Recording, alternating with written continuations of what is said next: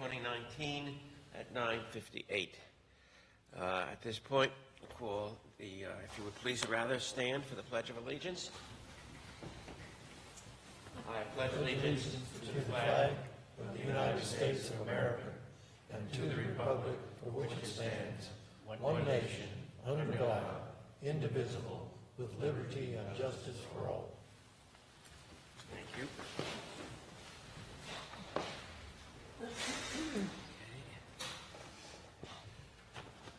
At this time, I'm going to take attendance. Ms. Anderson? Present. Mr. Clay? Here. Mr. Kreisman? Come on, computer. Hold on one sec. You can cheat and look. Hadley? He will not be here. He said, Mr. Moldenhauer? Mr. Leonard? Here. Myself present. And the county alternate is vacant. Okay, moving on to item agenda number 2, the meeting of our last, the minutes of our last meeting held on June the 10th, 2019. I make a motion that we accept the minutes as read. Second. Motion, and I have a second. Any further discussion? All those in favor? Aye. Motion carries. Moving on to item agenda number 3. I make a motion that we accept the consent agenda as written. Nope. no, Oh, did I miss one? Wait. we're up to a public hearing. Public hearing. Assessment. So we got to open the public hearing. This is on non-ad valorem assessments. Yep, forgot about that. We need a Need me to motion. make a motion to open the public hearing? I have a motion to open the hearing. Second. I have a second. Further discussion? All those in favor? Aye. Aye. Meeting is open to the public. We got to read the resolution. John, would you do us the honor? This is a public hearing to discuss and consider non-ad valorem assessments. We do have a proposed resolution 1903, which is in your board package, and I would like to be able just to read it by the opening. Resolution 1903, a resolution of the Okeechobee Utility Authority, Okeechobee, Florida, approving the preparation submission for a non-ad valorem assessment roll call for fiscal year 2019-20 to the Okeechobee County Tax Collector and certifying its correctness. Authorizing the chairman to certify the assessment roll for fiscal year 2019-20 to the Okeechobee County Tax Collector, providing for a filing of a copy with the authority clerk, and providing an effective date.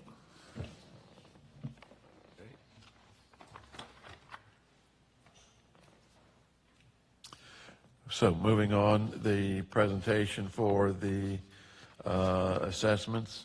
Do you want to take that, George? Or This should be the last year we will have these assessments. The 2 customers involved, the assessment, it's approximately $100,000 more than last year because this is a year they have to pay all the interest that's accumulated over the time. That's about all there is to say about it. And there's only 2 left, right? Only 2 left. and if you recall, these are for the remaining developer agreements from the 2006 timeframe and those assessments that are assigned to those properties. Was it, which 2 properties was it? Awesome? What? I believe both of them were associated with North Shore Village. Village, okay. If you remember, they got a time extension due to a mediated settlement between the OUA Right. and North Shore Village.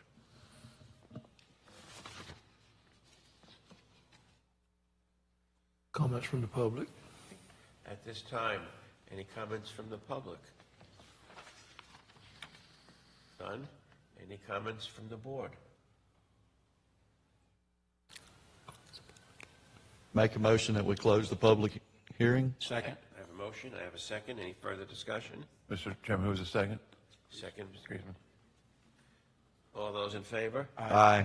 Opposed? Motion carries. I have a motion to approve Resolution 19-03. So said. I have a motion. Do I have a Second. I have a second. Any further discussion? All those in favor? Aye. Opposed? Motion carries. Again, who made the motion? Okay.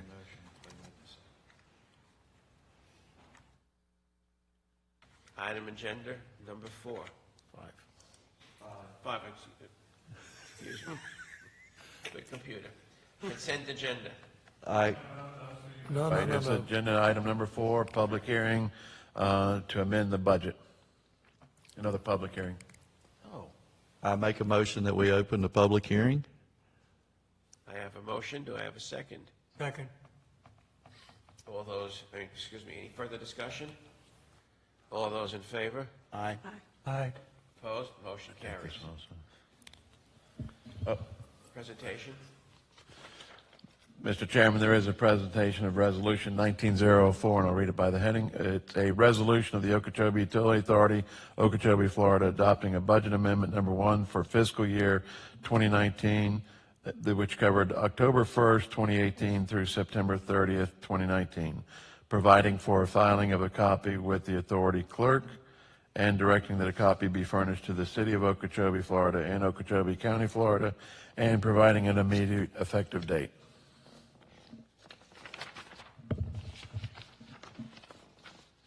Public comment. At this time, is there any comment from the public? If none, You want George to? okay. George? Yes, you'll see in your package the proposed budget amendment. It only impacts the operating fund. We have a additional cost due to Hurricane Irma, basically hauling away the biosolids and taking them to the landfill, and some miscellaneous costs associated with that, and that number's $49,000. The second additional cost we have is for meters, and we originally budgeted $50,000. It turns out it's $165,000. I'll get into a little bit more detail, so that's $115,000. So we need to increase our operating funds $164,000. Sources of funds for that, we collected some additional money from the South Florida Water Management District of $26,000. We got some FEMA money of $9,000. So the actual money coming out of the operating fund to balance the budget is $128,942. Secondly, on the budget amendment is the financial impact of capital projects associated with the surface water treatment plant. And the cost associated with that is $575,530. We have a second item on here, which is replacing the truck that was recently damaged and offsetting that with insurance proceeds. That number is basically $18,000. So the additional use of operating funds for capital projects, and these are all being paid by operating funds, not construction funds, was $593,000. And the money to pay for that, though, was money that was originally classified as operating expenses will no longer be used, of $593,000. So there's no net increase in the budget in that category. The meters, John, that's that group of meters that we bought all at the same time and they're starting to fail? Yes, sir, that was... They're aging out? Well, they meet one of two criteria, either by age for warranty or volumetric through the meters, and they are starting to fail. And of course, we say, well, what's the big problem with that? Well, then if the meters don't operate, we don't generate revenue, and that does become a significant problem. And so we've started a process now where we have taken the ones with the highest volumetric reads and certainly the oldest ones, and we've started replacing them actively as we go. But we're going to spread it out over several years so that we don't face this problem again in 12 to 15 years where 6,000 meters have to be replaced all at once. What's the average life expectancy of the meter? Typically, they're going to range anywhere from 12 to 15 years, and that will exceed certainly the warranty period, but 10 to 12, maybe 15 years, and I believe on the smaller meters, it's 1.25 million gallons. So those are the kind of the thresholds we're operating. We tried to start with 10 years and found out that what we did is we pulled a batch that were 10 years old and tested them ourselves, and they were still within the accuracy range, even though they were below the volumetric. Right. So we've tried to push the years up to 12. I think we're up to either 12 or 13 years that we're looking at extending the life of the meters. But if they reach that 1.25 million threshold, they just get swapped out. Pulled out. Right. So we started with the ones that exceeded the volumetric. We just swapped them out. We still tested them, and then we're into the years. And so we're picking them group by group, area by area, and doing several hundred, hopefully a month. We got thousands to do, so it'll take a long time to do. And we could get to the benefit where we looked at doing all of the meters at once. We don't want to do that because we'll face that again in the years. But the only reason why we are considering it is, again, we're looking at, with the advent of technology, the automatic meter reading equipment they can do now by drive-by, right, or the instrumentation where you don't even do a drive-by, it's all by telemetry. And the only added benefit that the telemetry system provides is that there are other things that we can utilize within the system, such as, let's say, if the meter is supposed to be off and locked, if it reads any consumption, we get notified. If there is a large usage, let's say somebody's fish cleaning station breaks and there's water dumping into a canal, so they use thousands of gallons a day, we could get an alarm. Or if there's a sale or transfer of the property and you got the buyer and the seller in the office, we can interrogate the meter, find out what the reading is. And then, so there are things we can do to bring us forward into this technology that the AMI system offers us. But we still have to go back and look at those George terminology of return on our investment to know that whatever we're investing, are we going to get that return? And we haven't reached that point yet. Yeah. So we're still going back with replacing the meters. The choice of the meters that we're using do allow us to go into the AMR, the AMI technology without swapping out the meter. So we still have that benefit of that meter, and that's what we've elected to do. The average cost of a meter? Just the average cost of a meter? It's roughly. Well, I was going to, yeah, I have a range, but. The smallest meter is $113. It's not bad for 15, 12. That's an accountant for you. What I was going to say was the folks that are trying to do to move us into the AMR or the AMI, they have lowered the price of that meter to something less than 113, but that doesn't apply to the overall standard price, which is what he quoted as around $113, $115 for a meter. And that's just the meter cost. Of course, there's the installation involved.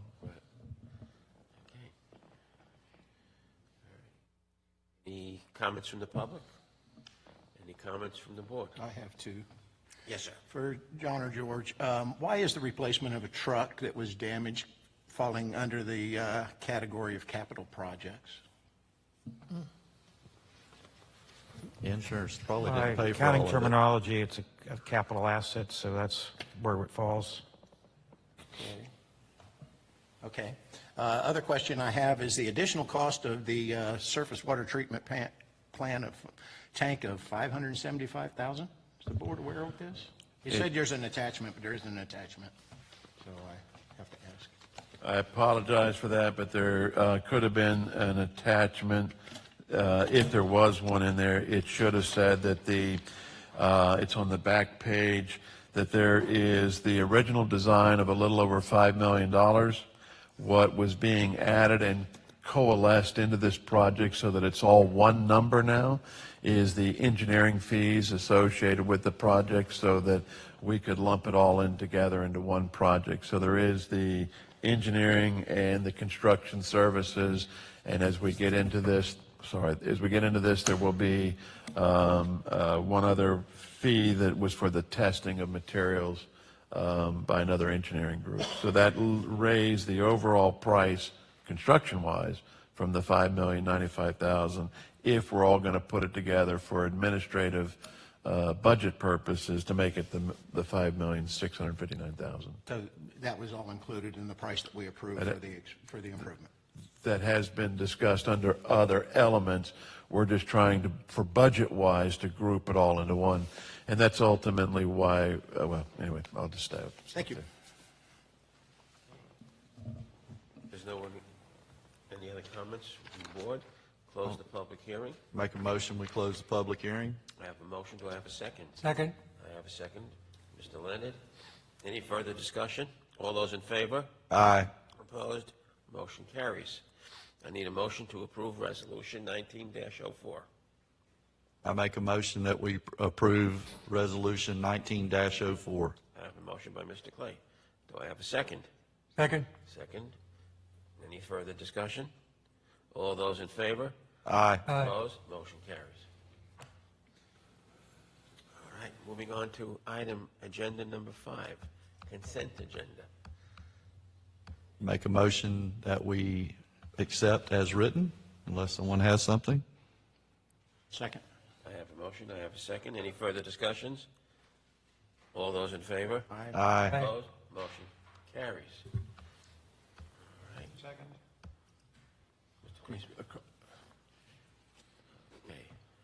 At this point, I would like to invite Mr. Melita to the podium, and Connie.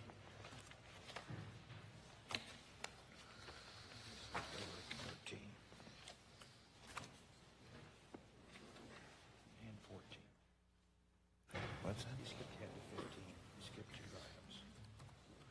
No, this is. Good morning, sir. Director of CAS Governmental Services. Just want to come and say hi to you and thank you for working with us. Actually, nobody up there really thinks that I do all of this stuff, and Connie's right here, and so is Jim. Jim's our legislative director, and they'd like to give you a little update. I do still work with them on it, but they did prepare it, so it would be best that they could answer the questions on it, unless you have any of me right now. Involved. I would say as much as I ever was. At times, I need to be in the office. At times, I travel with them, just as before. Okay. And you would be surprised if you're in Tallahassee or whether you're in Okeechobee, it still takes a telephone call to get to the right person and get things done. So I am involved, but I must tell you that Jim is our legislative director, and I certainly would be remiss if I tried to usurp that from him.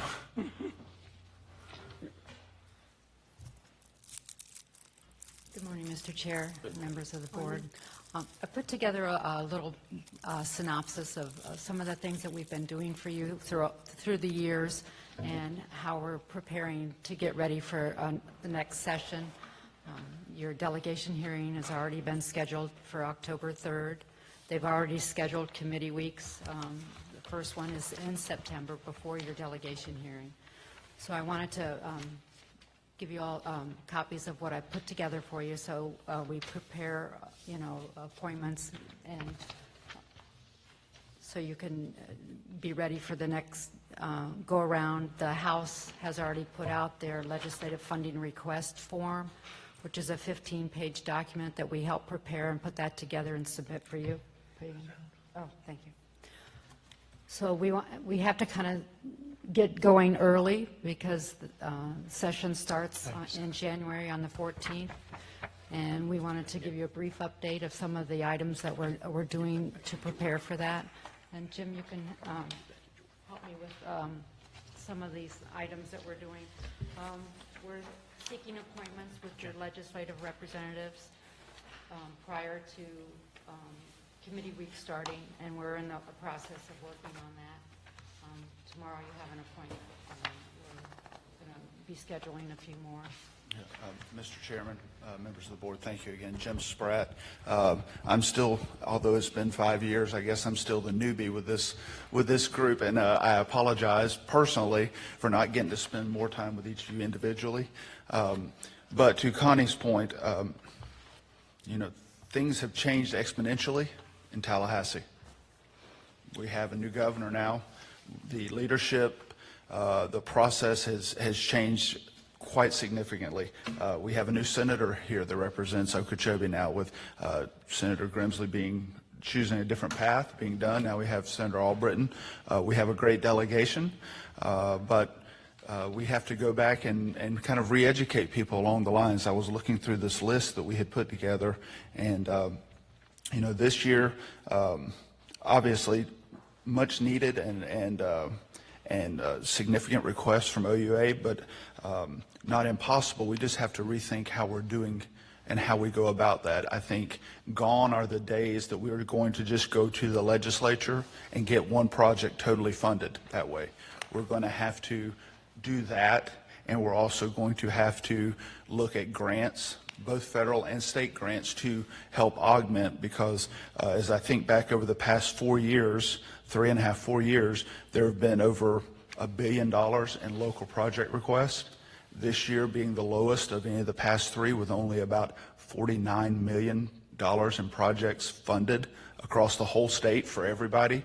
That's a significant drop-off, and then certainly there's a huge need. Now, the offset to that is that the legislature seems to be a little more committed into going and giving lump sums of money to DEP, whereby we would come in and apply for a grant through the agency as opposed to just a legislative appropriation request. So I think it's not necessarily a learning process. We just have to do things a little differently, and we have to be open to a variety of things. The same old model doesn't necessarily merit the same results that we had seen in the past. And so with that, I will stop and answer questions. I think the pages we put together are pretty informative for those who aren't familiar with some of the things we're doing. In addition to, I think you're meeting with Senator Albritton tomorrow. We have a standing appointment request with both the House and the Senate Ag and Environmental Approach chairs. They are Senator Debbie Mayfield and Representative Holly Rashine.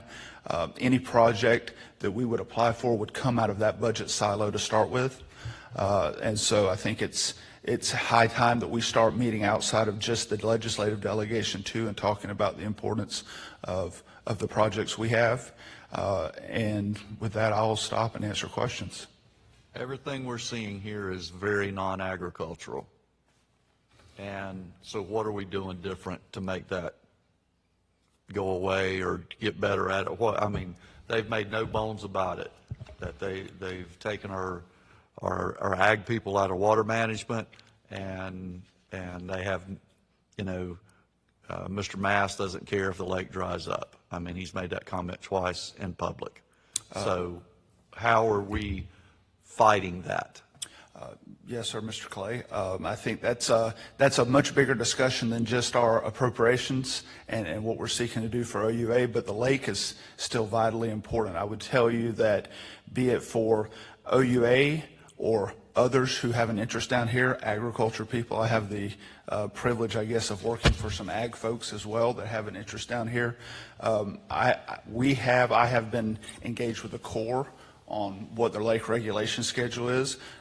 Quite frankly, there's not as much volume coming from the heartland as there is from the coast. They seem to have a megaphone, and it has bigger batteries than we do. I never would have thought they could have built a bigger battery than we could here in the heartland. But today, pardon my expression, we're kind of getting our butts kicked in many ways on the volume, not on the science, not on what's right. I would tell you also that as much as you mentioned, Congressman Mast and others from the coast seem to have a direct pipeline to the media and to the newspapers, and maybe even to social media, at the step down a level, the governor has shown the ability to want to sit down and learn the science. And I get there are people out there who are saying they're on his behalf, or people who have relationships with him who have said this is the way it's going to be. But I will tell you, living and working in Tallahassee, working with DEP, they have shown some ability to want to listen and learn and look at the science. We're not throwing all of that out the window, but this is not an easy proposition for all of us, whether your interest is agriculture, whether your interest is the lake, whether it's the tourism that comes to the lake, whether it's Okeechobee Utility Authority and our customers. We all have a role to be diligent because we're getting drowned out by the population on both coasts. There seems to be a tremendous difference in the political agenda up there. They're all jumping up and down. We've got the money to give to you, but yet they're not giving it to us. Is there a specific reason, or? I want to think about it. I appreciate. They're all yelling about the lake, and the septic tanks. And they say, well, we have the money out there, but yet there was not that many bills that were passed this year. There seems to be this year was worse than the year previous. It is, and what's intriguing is the budget has gotten bigger, but the take-home projects funded have not gotten any bigger. They've gotten arguably smaller. What I would tell you is we are, I think, in Tallahassee, and this is an opinion and an observation after being there for many years, we seem to be focused on the big shiny object, not on the plan. In other words, there was a plan called Comprehensive Everglades Restoration. There was a very good Lake Okeechobee regulation schedule. There is a basin management action plan to reduce nutrients entering the lake, leaving the lake. And all those things are out there, but they're old. They're yesterday. And that's some of the mentality we're dealing with. It's the new shiny object. Whether that new shiny object is finally getting the money from the feds to finish the dike, whether it's the reservoir south of the lake, whether it's the latest one now is the focus on raising Tamiami Trail so that the water can sheet flow. We've left all of the almost $1 billion worth of projects that existed in Comprehensive Everglades Restoration and those original plans.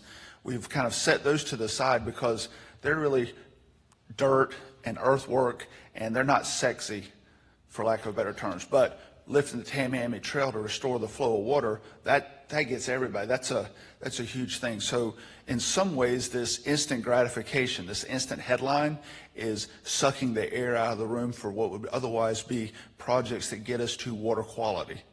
And I think, that is, we're not the only ones having to fight that. All of us around the lake and going even south of the lake that depend on the lake are having to fight that. Well, I see Likes Brothers is getting ready to open up another 8,200 acres out here, which would give them a total of what, 25,000 acres total, just on the edge, from Brighton to Nicodemus and Moorhaven. Do we see monies going for those kind of private projects, or, the sheet flow deal? I've been screaming that for my whole life. You can't hold water up; you got to let it sheet flow. But do you see an area that money is going? There was $49 million, I think y'all said went. Where did it go? So, thank you for that question. And the short answer is yes. I do see monies going to things happening north of the lake. Now, what I expect to see in the next 8 to 10 months is they're going to do some more deep well injection installations to capture water north of the lake, which impacts primarily Okeechobee and Osceola County because that's where you're going to collect the water coming out of Orlando. I thought the tribe put a stop to that. Well, they have slowed it down, but I'm telling you that some of that $49 million is going to deep well injections. I want to say that maybe another 40 wells, don't quote me on that, but it's a number around there that they were looking at for deep well injection. There is some talk about some additional, and I hate this term, but this the term they use is water farming, or basically going to a landowner and asking them to hold water. And then I believe the district owns 35,000 acres of land, maybe in Okeechobee County within the Kissimmee Basin. And so there's been some talk about utilizing some of that land. and/or some private land for a reservoir or two projects. So the chunk of that money that you saw either goes to the southern projects that we've talked about in the previous 2 years and to start doing some things north of the lake. But they're the big global projects. It's not an individual drill in and say, here, this is the best bang for the buck. 49 million won't do, but that's what, 300 or 3.5 million, $4 million a well? For deep well? Yeah. The deep well costs today are anywhere from $6 to $10 million. So that would only be about 10. Yeah, so That number. So no, I mean, and that's my point. You know, and yeah, they do have state land that they could do the same projects that they're doing, but we won't even go down that road. yes, sir. Well, what do you guys see? I mean, I know you guys deal with more counties than just us, so what do you see in our future? From again, I think that's a multiple faceted answer. I think for immediately for this board and for projects and for plans, I do believe that the state, and I say the state with quotation marks, DEP staff are familiar with some of the projects that the OUA has tried to get online, be it I'm drawing a blank now. Treasure Island. Well, Treasure Island is Southwest. one, but then the southwest section. Section. Thank you. DEP, I mean, they have been briefed up by myself, by Connie, by Mr. Hayford on multiple times. So I do think there's some opportunities. I think that the question is going to be, as always, some of those are very big projects. And if you go back and look at the budget in the previous couple of years, $1.5 million is about the biggest individual project that's funded in the water silo.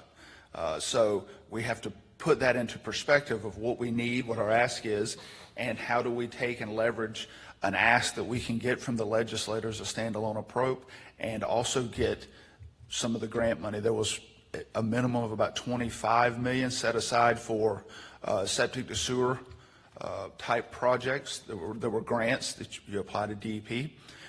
There's also, I know we've talked about this in the past, but there are some opportunities with the federal government. The question always becomes is what strings are attached and what you're willing to deal with in order to unlock those funding sources.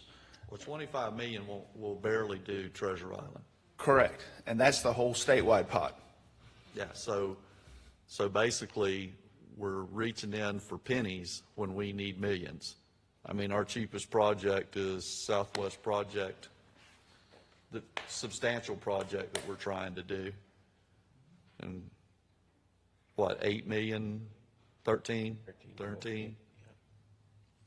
So I don't mean to be ugly, but you're not giving us much hope here. But that's why I'd rather you be honest about it and tell me straight up. Mr. Clay, one other deal that we all are working on, whether it's staff or CS, is language changes to bills that would do one of two things. One, the language changes would either strengthen the septic to sewer portion requirements. Maybe the state needs to put more teeth into that statute that adds for the financial aspects that we can charge. But the other one that would be very, very important is to change the terminology in some funding mechanisms that would open it up for more grant opportunities or lower cost loans that the OUA could access now that is restricted to more so to municipalities and county governments. And that's what they just passed over on us this last time. If you remember, 2 years ago, it was on the governor's desk and got vetoed. And this year it made it, I believe they can tell us for sure where it is, but it made it out of committee, but never got a voice vote on the floor, I think. Is that where it ended up? Mr. Hayford, yeah, it passed the House. It did not pass the Senate. Okay. Is where that ended up. You know, and the challenge, and this is just the reality of it, the language that would be the most beneficial to OUA in and of itself most likely doesn't warrant being a standalone bill. It is 2 or 3 sentences in what would otherwise be a larger setup, and so we have to piggyback onto something good. We thought 2 years ago we were in a really good spot. It went to the governor's desk, and that bill, for everybody up here, you will remember it became the poopy water bill. And so it got vetoed because it was the poopy water bill. It had nothing to do with the 20 other provisions that were in there. We focused on poopy water. This year, there were some, and I heard you mention earlier, there was some issues with biosolid and other water policy things that caused the Senate to get a little sideways. And so the bill didn't even make it out of the Senate, or the bill that was carrying said language. And so I fully appreciate your point that we may not have a lot of hopey-ness in what we're saying, but I guess if there is hope, is one of the other things that we've looked at is what is every single option that's possibly out there to open a door to get funding. At the end of the day, it may be 3 different grants from DEP and a legislative appropriation that gets us to a number that means something.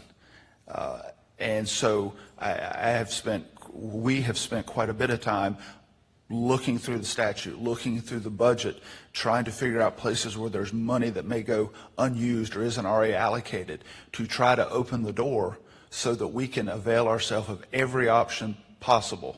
And so there is some hope there. Is it easy? Does it look conventional? Is it a lot of filling out paperwork?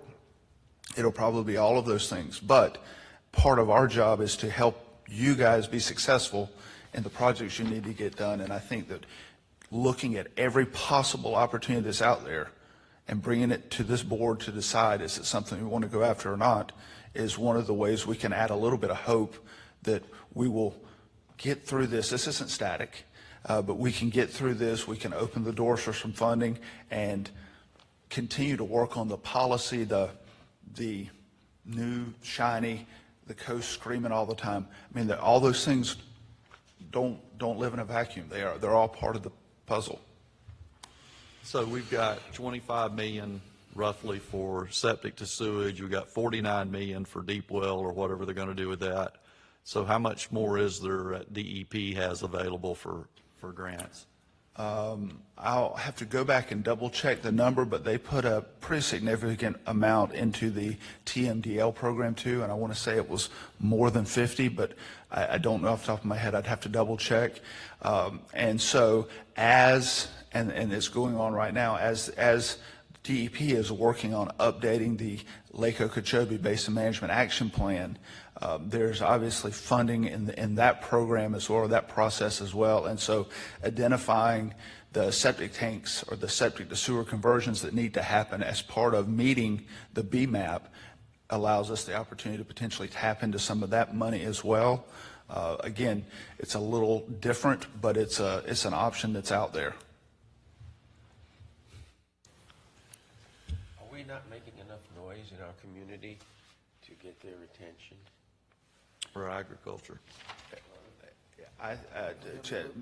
Mr. Chairman, I think to answer your question from the ag side, if I was to put on my ag hat, I think we can always crank up the volume more. Agriculture's been my experience, and I wouldn't even say it's just agriculture, but agriculture specifically just wants to grow their crop, raise their family, do their thing. They don't want to go interview for the newspaper, and they don't want to go to Tallahassee, generally speaking.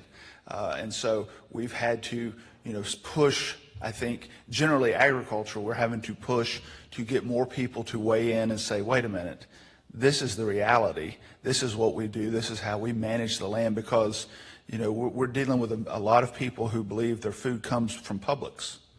That you just call Amazon and they bring more food, and it's not a problem. There's a bigger, larger, outside of just Lake Okeechobee, disconnect with where our food comes from, and it's tied to the farm and people's plate in the grocery store. So yes, agriculture, if that's the focus of the discussion, can do a better job of telling their story. But then I would argue too that even the residents and the businesses around the lake that depend on tourism, that depend on the things that make our economy grow, are largely quiet, or maybe we're even given a mixed message. Depending on what part of the tourism industry you're in and what part of the lake you're in, Maybe, south side of the lake, I saw some businesses complaining about the algae, and rightfully so. I mean, if you have a bunch of algae piled up in front of your boat docks or your restaurant, I get where that's a problem. But they're kind of feeding into the coastal side with that talking point as opposed to the solution side. And so I think the coast has a very consistent message. It's their fault. It's everybody else's fault. And I think even amongst us, sometimes our message is inconsistent. So we can do a better job or do our part to make sure we're sending a consistent message that is more often than not going to be different than what the coast is saying. The goal is the same. We all want clean, healthy water. There's all a way to do it. But our message is based on science and facts and history and reality. And maybe the other side maybe tends to be more reactionary and to solve the immediate problem right now, snap your fingers and it's done. Well, they talk about row crops. There's only one row crop farm in Okeechobee that I can think of. There's very few above the lake until you get up, the Kissimmee chain. But, we can sit here and talk this to death. I mean, we just got ranked 5th in the nation, our county, for cattle production. 3 in Nebraska ahead of us and 1 in Oklahoma. We're 5th in the nation. And Highlands is 8th. So that's who we are. The lake feeds that. And I just sit here and listen to the little bit of numbers you got. We could use $200 million today here, and they don't have $200 million allocated to do the whole state.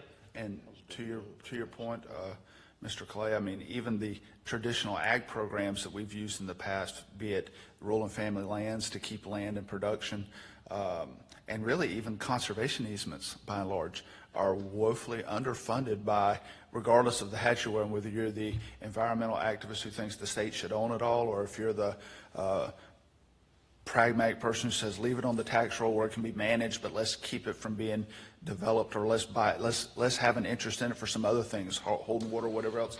Those programs, even this bigger budget, really didn't get any funding at all. I know rural and family lands got 0.0. The conservation easements, I want to say it was less than 35 million, which is kind of a drop in the bucket from where we were when Governor Bush was in office, and They bought up a ton of property. I know, and I'm not a huge advocate of outright acquisition. I'm not Well, here. even the easements. We have a big easement here in Okeechobee. But getting refocused on the priorities and the programs that work and putting the money where it does the best bang for the buck is part of the challenge that we have in trying to educate Tallahassee. And I'll quit here in a second, but it's not as important to the coast as you think, because Sewell's Point voted not to put in sewer, and that's not rumor. My boss owns a property over there, and he was waiting for public sewer and ended up having to put in a septic tank. And I can literally stand on his septic tank and we'll say that. I can throw a rock and hit the water. Thank you, sir. You could take a solo cup full of water and it'd get Yeah, to that. yeah. I mean, but Understood. so it gets back to what you said. It's a blame game, It is. and it's unfortunately we're small and take the blunt of it. We may be small, but we don't have to go down without a fight. No, It's Have to just, open up our mouth. we've been That fighting a lot of seems years, to be a lot of the years. in here. problem is that we're not getting the exposure. I mean, I'm a radical with respect that if I have to, in order to get something done, I'll carry a sign down to West Palm Beach on my truck so that we get the message out there. 'Cause that's where I think we're failing. Not your fault. I see it in my profession, other professions. A lot of the people in ag who were very instrumental to help us have passed away. We don't have their voice anymore. There seems to be a complicity where people are just, well, okay, if it goes, it doesn't go. We've got to open up our mouth, and we've got to say, look, don't forget about us. We're here. We need the dollars. Yeah, Sewell Point. They blame us. They're part of the problem, but they won't take their septic tanks off. And you know, the generation after my generation has just got tired of watching. And I think that's what's happened, you know, just get in their corner and stay and fight their little battles and let everybody else deal with their own. But, you know, you would think with Sugar and the Fonhools and the big boys that, you know, Likes Brothers, and I mean, you know, you look at the size of the properties around here, you know, Deseret's 300,000, Likes 300,000, 90 or 110,000 in Alico. I'm not sure what the Hilliards own, you know, so they're the big landowners all around here. You would think we could pull some more power, but it is what it is, and the governor they didn't allot a lot of money, so, you know, everybody's got their hand running a piggy bank, literally. We're not at a bank, we're at a piggy bank, and we're reaching for pennies, and we need dollars. So, kind of puts us in a bad situation, things we're trying to do here. So, but we appreciate what you do. It's just starting to get old that we're not getting anywhere. Understood. In addition to our voices and representing the OUA interests, we do team up with other folks in Tallahassee, Tidewater Consulting, Richard Coates and Shelley Green, and James A. Naft is part of our team up in Tallahassee. And each individual and each company brings more meat to the table on your behalf. Through their efforts and our efforts, we can cover more bases and represent your interests up there more globally and open different doors with them too. So we've beefed up your representation with these well-known companies and well-known representatives up at Tallahassee. I think the day that I was there was 2,400 lobbyists. And how many senators and 160. yeah, the numbers were pretty skewed. But we did get to see some good people. Mr. Albritton was one of them. Everybody has a lobbyist. Everybody. Everybody and their brothers got two or three. There's not a group out there you can think of that doesn't have a lobbyist. And everybody's got their own agenda. Everybody wants their own pennies out of the piggy bank, too. Yeah, So, yeah. well, look, I am the only one who hasn't said this, and I've been remiss. I have sincerely appreciated working with Dale and Connie. More importantly, I've sincerely appreciated working for OUA. And we have had some victories. The past couple of years have been a little leaner than I would like to see us, and that's for each of you. We're very easily contacted. I would be more than happy to chat with any of you one-on-one, as would Dale and Connie, about ideas, about things we can do better, or even if it's communicating a little better. I mean, whatever it is that you guys need, because we work for you, and we are there. Even if you don't see us, we're there. And so just know that if you need any of us, we're a phone call away. I appreciate that. What I would like is to, if you can arrange it, and if there's no objection from the board, is I like to meet with them personally over the summer, rather than, to me, going up to Tallahassee. I did that several times. It's a fiasco. You really can't get their attention because they're bothered and being pulled left and right. But I know tomorrow we have a meeting with Albritton. If you can arrange meetings with others, don't necessarily have to be from Okeechobee County, but those who are in the right position, or those where I can make a connection to get me to that person who's got the dollars, I would greatly appreciate that. Mr. Chairman, point well made and noted. And when I started, or early in my presentation, we've covered a lot of ground today, but I mentioned that we have a standing request with Chair Rashine, who is the Ag and Environment Chair, Approach Chair. And that would be a tough trip. It would probably have to go to Key West. to meet with her because that's where her district is. But then I'll force myself. Senator Mayfield, who is over in Indian River County, is her Senate colleague, or is the Senate Ag and Natural Resources Chair, which would be, I mean, that's the starting point. Right. They put together their budgets, they get their allocations and pick projects. And so the idea was to meet in the district, not wait and get an appointment in September or October, but to literally go over there when it's a little more relaxed, where we can have a real discussion and it's not 15 different distractions. Yeah, there also seems to be a difference. I go back to the days with Dale and what was his name?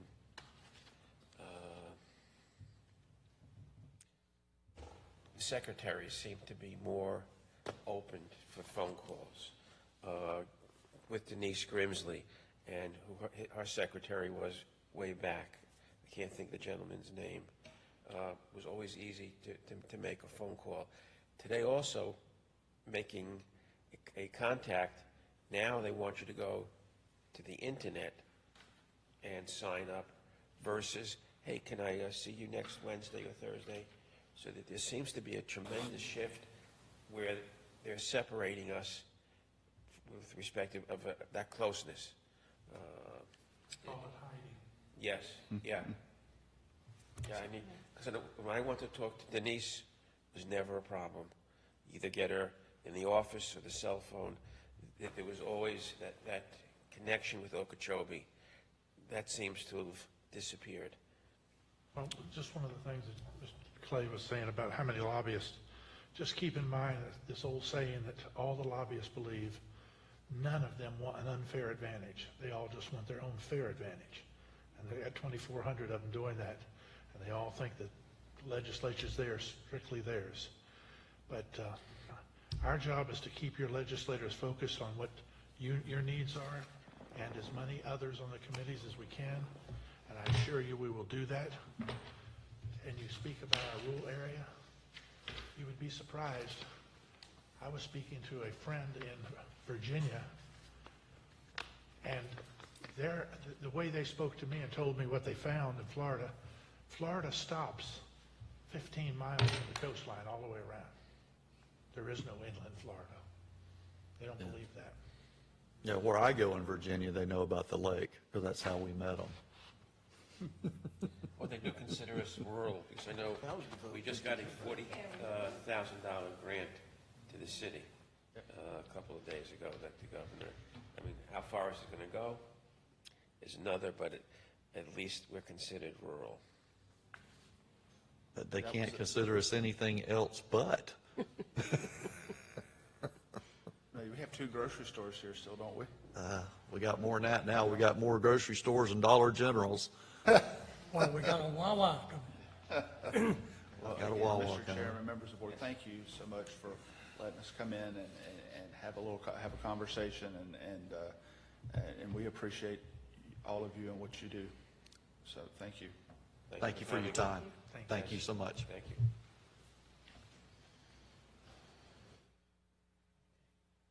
Moving on to agenda item number 6, our finance report. Oops, 13, sir. Excuse me. 13, we're up to 13. 13. Allocation of fiscal year 18 operating surplus.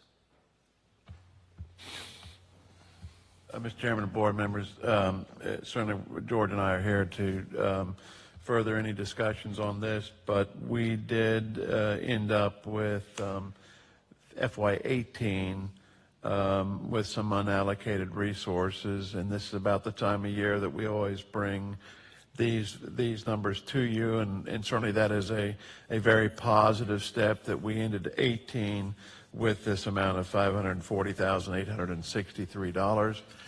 In general, that money could be parked in the general operating fund, but we've always historically come back to the board with these dollars asking if there's any specific areas where they could be distributed rather than in the general fund. And in years past, those monies have been allocated generally to the rate stabilization fund or the capital improvement project fund. And we certainly would recommend that if that is, you're so inclined to do that, here are some values of how that money could be distributed into those funds to meet future project costs, or certainly the benefit of the rate stabilization fund is monies that we could utilize in future fiscal years and count it as revenue at that time to help meet what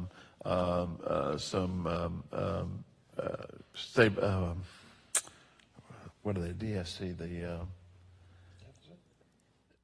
the calculation costs that we need to meet our yes, the debt service, thank you, sir. The debt service coverage ratios that we have to maintain for either our primary or our secondary loans. So the asking is of this unallocated the resources of $540,863 from the FY18 budget. Would you so direct either have it go into one of these rate stabilization funds, capital improvement, or any other fund such as the operating account?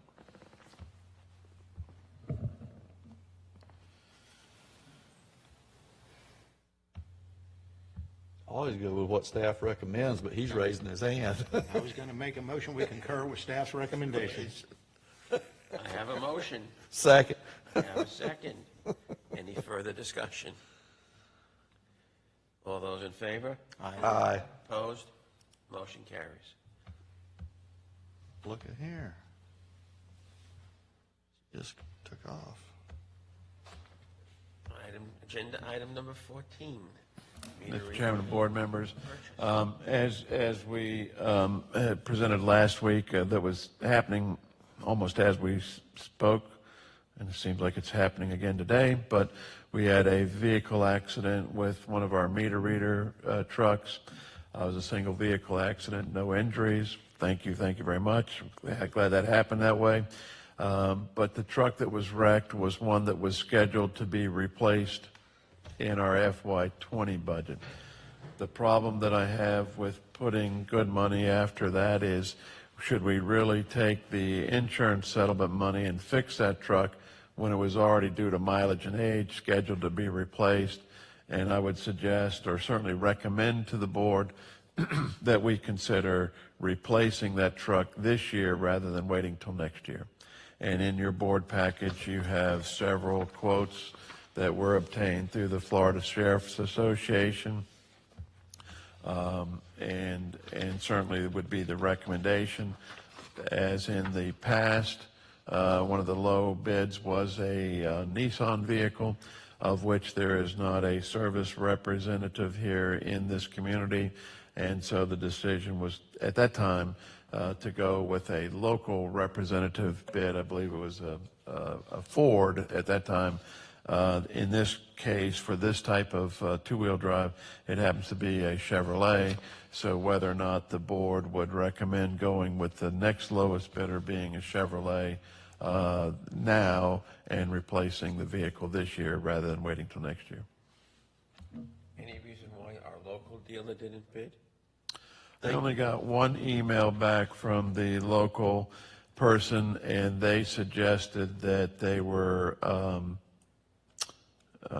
out of town and didn't see the email when I had sent it out earlier. I went to Bert and asked him, and he said that they don't always get this, whoever gets awarded the state discount, they don't get that same discount.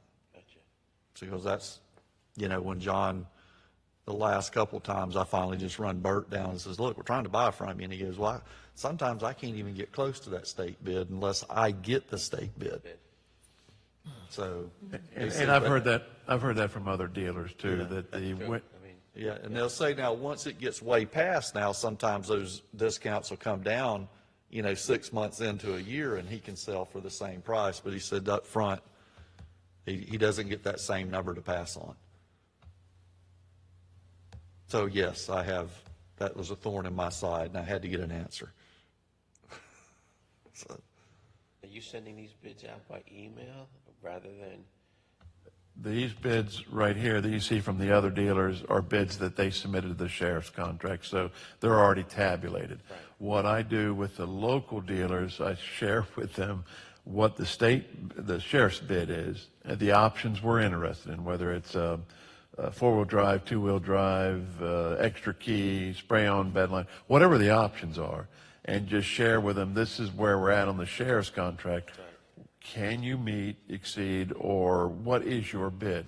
Whatever their bid is, whether it meets, exceeds, or doesn't, I try to at least present that as a case that the local vendor has this pricing. They know that, okay, but in other words, they know that that bid is coming to them, or the request to bid. What I'm trying to get at is, you just send it by email, or do you call them on the phone to, hey, I've got something I want to send to you? Yes, sir. All of these respondents got an email and sent it out to them saying, can you, if it's a sheriff's contract, confirm that they're still ordering. They can order those because we're really, really late in the season for ordering vehicles. So is it still an option? And then the local, whether it was the Chevrolet or the Ford, I look at who I was dealing with on the last go-around and respond back to them by email. And with today's technology, I get a lot of emails on my phone, so no matter where I go, it reaches out and touches me. So I figured in this case, that they got the message, but they didn't have the time to be able to put together a bid. John, did the insurance company total the vehicle that was wrecked? Or do we have any kind of money from insurance to supplement this? But yes, I believe that was in the earlier document. Was it $4 or? Approximately $4,100 we got after, that's what we received. After we met our deductible on it, that's what we received. So we could actually invest that money and repair the vehicle, but due to its age and mileage, it was scheduled to be replaced next year anyway. We could take that $4,100 and put it towards the cost of this vehicle. Yes, sir. Just surplus it and let it go. Yes, sir. It's drivable. It's beat up. It has some injuries. We had to fix a few things like a broken headlight or taillight lens to make it drivable, legal. But we would just declare it surplus and sell it as is. Well, you just commented that we had the same thing going on today? Yeah, I heard Yeah, that it's too. kind of early, but we had another accident this morning. Any injuries? No injuries. Single vehicle? Single vehicle. I'm getting the habit of every month we're going to be buying you a new truck. I'm going to start buying into the star charts to see about alignment, and it's just crazy. It's very preliminary, but it was something about they thought it was in park or reverse. It was in drive, and It's sitting in the middle of wrecked a it. dollar store now or something? It's the middle of the donut shop. oh, it actually looks like the picture says they drove off the edge of a canal bank and down into the water. Wow. Front end. Yeah, check the Okeechobee News on Wednesday. Where did it happen at?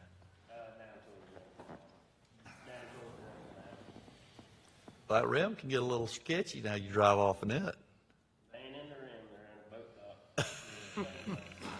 You need to have some driver's education. Wow. I have one more question pertaining to this and not new crashes.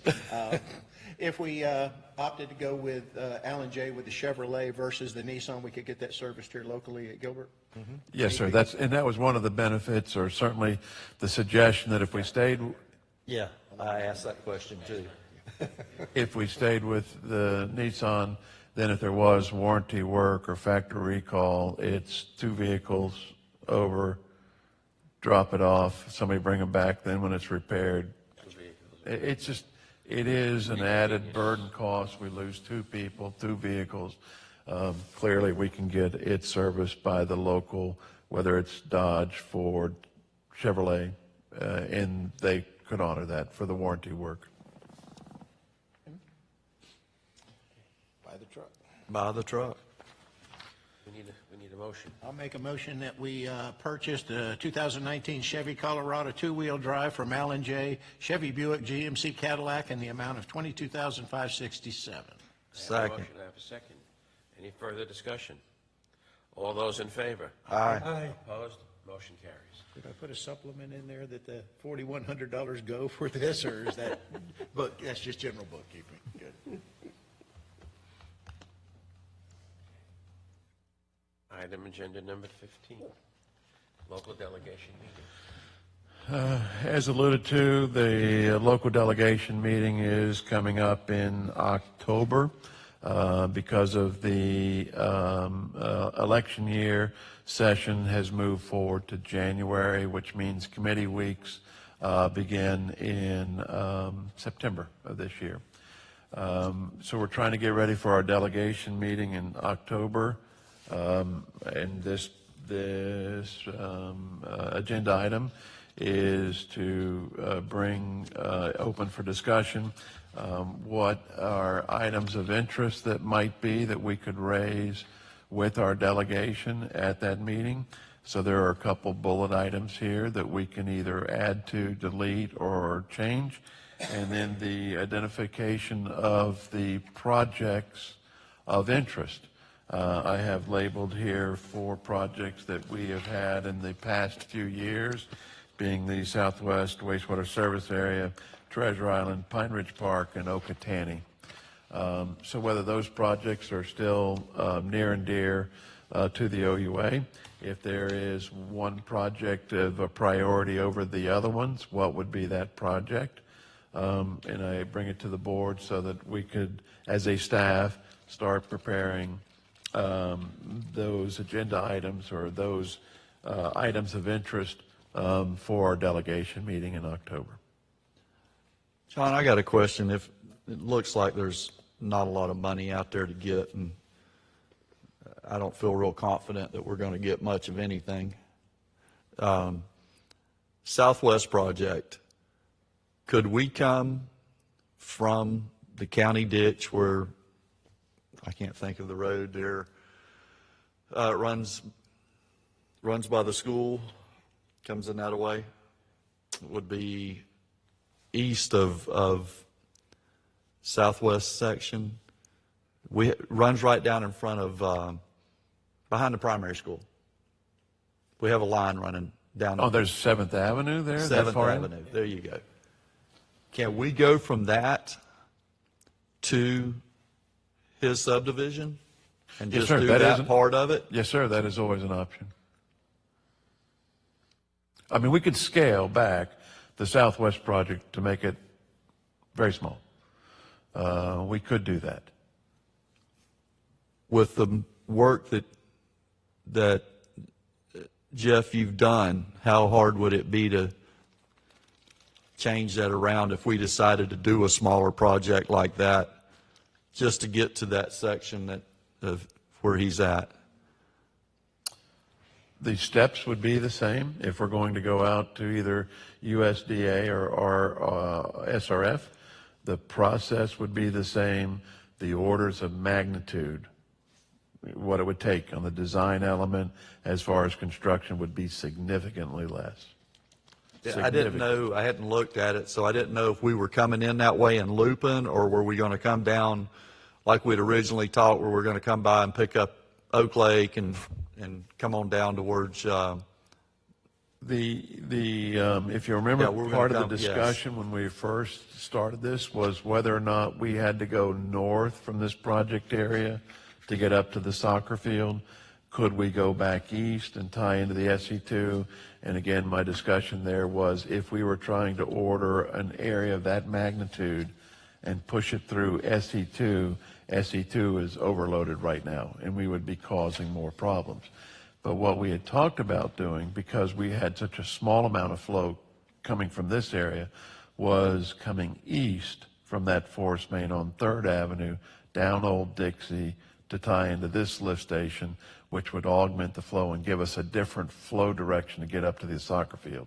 So going back with 2 streets, put a small pump station in there somewhere, collect that wastewater, and then pump it east, that would be okay for a short-term fix. And then when monies come forward, continue the development in the southwest section.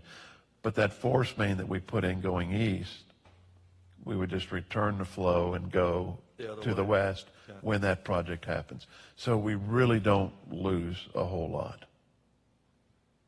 So that would be a viable option rather than looking at a $14 million project it now may be down to $1 or $2 million. I will caution you, though, we were using this project as a stepping stone for meeting part of the requirements for Okatani.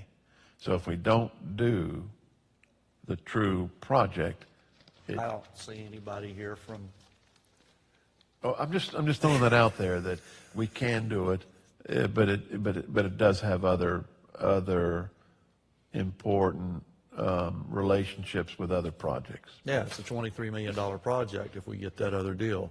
Yes, sir. And from what I just heard, unless someone here in the county is going to pocket that 10 million, we're still on the hook for another 13 just to get the pipe up to where we were going to join it in. Well, there is no doubt that the Correct. A little less than that, but you're pretty close. I'm just using them banker numbers. 10.8, I think, wasn't it? Yeah, the deal is that there is no doubt that that the entire project, Southwest, it's 13 million, or the 10.5, 10.8, if you will, and look at just all of the Okatani, it's real money. It's a lot of money. And for the idea that certainly in the past few years that we're getting some from outside sources, who knows? Who knows where that's going to be coming from? Didn't you develop a funding scenario for that, though, a no-grant funding scenario? Yes, sir. Yes, sir.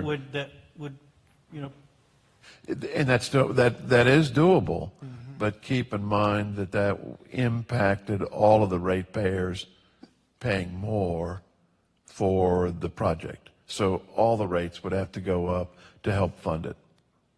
That's one of the first things we looked at, Harry, was could we do this by ourselves if we could Right. not get Yeah. help? I'm just looking, okay, doesn't look like there's help out there. It's a big, big nut to swallow. Is there a piece we can do? And again, I keep going back to their septic tanks running out in the ditch behind them, to me, is a health hazard. But Oak Circle's the same way, and, there's a whole corridor right there, Tom lives, that whole area right there is, and just to pick a little piece of it, maybe we can cut the whole project down to 30%, but there's other Yeah, areas that's what I'm that- looking at, is what do we do to be able to continue with some kind of growth that doesn't break our back? But to hook up that additional stuff, Oak Circle and all that, that couldn't go east. You don't have the capacity east to do that.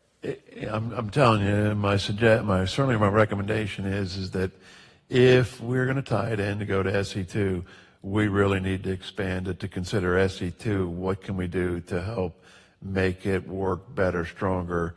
We have the issue of there's not a lot of storage capacity. We have a lot of flow going through the city. It's all tied into one force main. Odor issues. I mean, there's just a lot of things going on with SE2 that back in the day when that was the treatment plant for the city, as the city grows and we grow as a community, it may not be the most opportune way to have the flow. If that was an option, would that be a gravity system or would that be a vacuum system? Where are we talking about? Going east to, down to Third Avenue?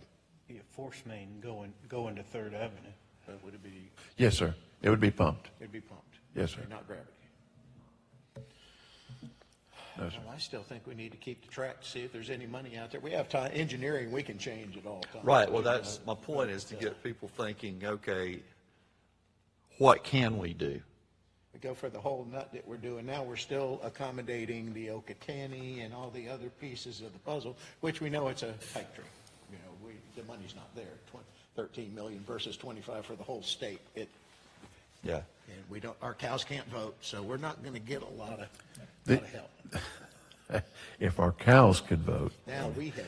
But the real option that I would see that's on the table, that we could so direct, you could so direct staff to look into, would be, if you remember the original layout, there was a phase 1 and phase 2. Yeah.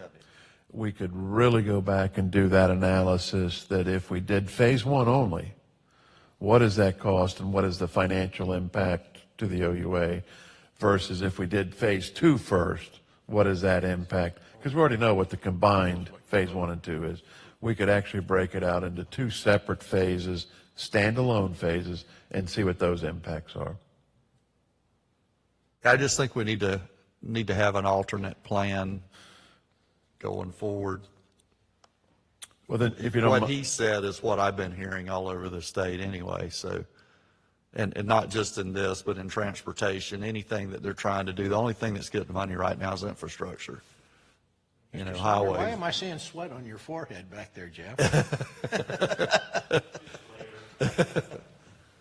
So we could certainly go back, if you wanted us to look at, rather than project total, we could go back and look at it as a standalone phase one or standalone phase two, along with the total project, just from a engineering standpoint to see what those impacts would be in finances.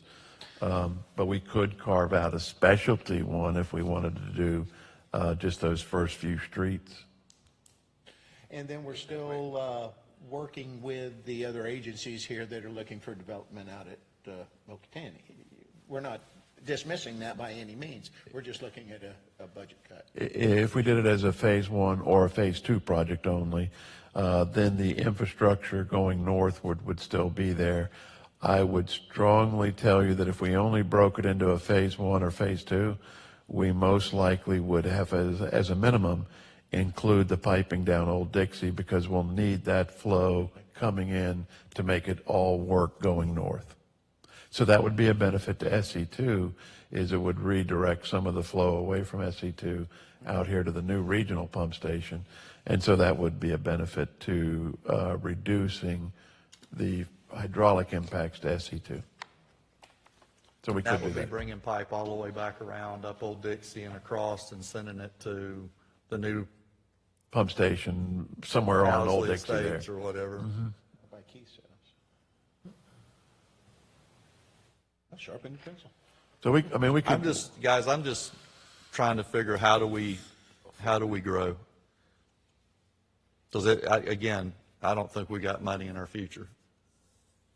Well, if you listen to what our lobbyists say, doesn't sound like we're going to get anything. And that's kind of been we've got a couple 100,000 here and there, but as this thing's been falling off pretty regular for the past 4 or 5 years, and the projects that I think they're picking, and Jeff, you're probably way more up to date on this than I am, but I would imagine Everglades Restoration will get the bulk of whatever.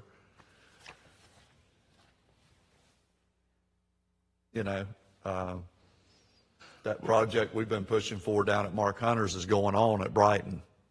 Nobody'd tell us till it finally got out to the road, wanting to bring the water in off Slough Ditch through Paradise Run. Well, it's going into Brighton, 8,200 acres of it out there. So you know what I mean? So they're not spending money. They're going to repay Likes Brothers for what they do, but it's a massive undertaking. It's 8,200 acres they're going to flood there across from the office, or they're going to hold water on. Mm-hmm.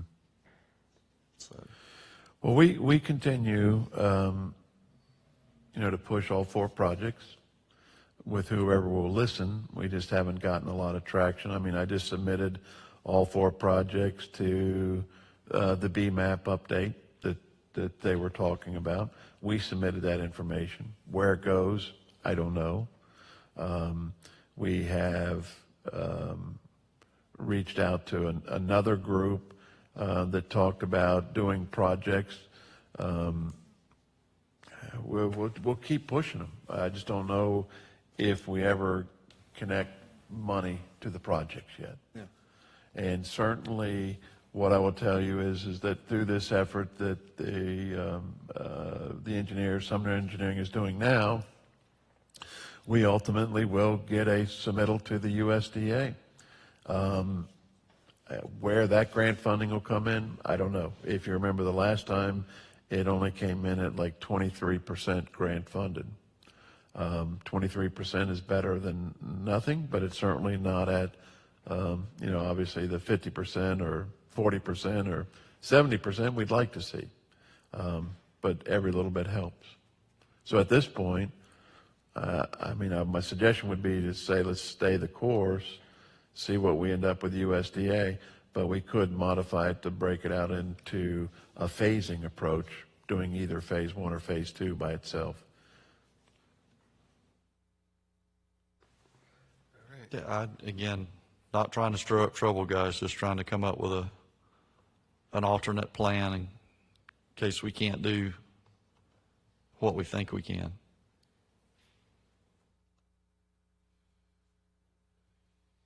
So back to the task, we did see these items of interest. If we would like these as the bullet items, if you will, to discuss with our legislative delegation.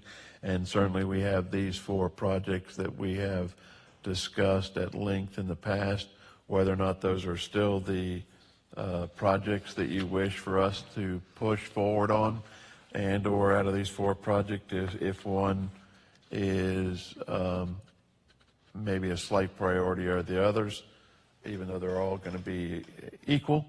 You know, if it comes down to it, which one is of the priority?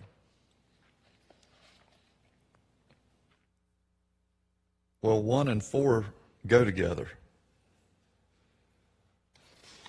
Southwest Water and Okeechobee, that has to go hand in hand.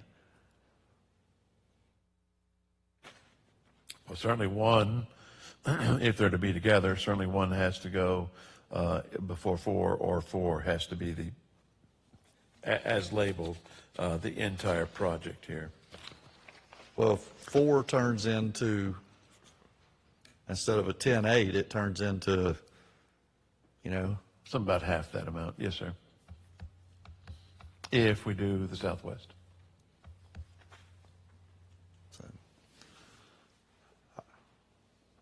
If anything, move 4 up. Didn't we talk about doing Southwest as a 1A and Okeechobee as 1B? If I remember correctly, I don't even know that we applied numbers to them, but we have elected, obviously, to move forward with the design element on Southwest. So by default, it would make it our priority project because we're now spending money on it. Okeechobee became much more, I think, if I remember correctly, it was going to be in a holding pattern until there was a definitive answer, whether they were purchasing it and moving forward. And then it would become a much higher priority, if I remember our conversations. We have Mr. Burrows in the room. Maybe he can brief us. Well, it for all intents and purposes right now, it is still a very active project and moving forward. So we do need to keep considering it. And it is a very important element to that whole Southwest section. That was my understanding. That's the way I remember it. You know, it is very viable. It is a project, but until we see the ink on the paper, it's really not a project. We're going to plan for it, but once we get there, then we would include it in the ABC scenario we were talking about. Publicly, what's out there is an active contract on it, and due diligence is happening. So unless somebody knows otherwise, I would think they're still going to exercise. They're working towards doing the due diligence to exercise their option to purchase it. Like I said, we have the county commissioner here, but the last thing I read, they got another year extension. Okay, well, they can share more knowledge than what we have.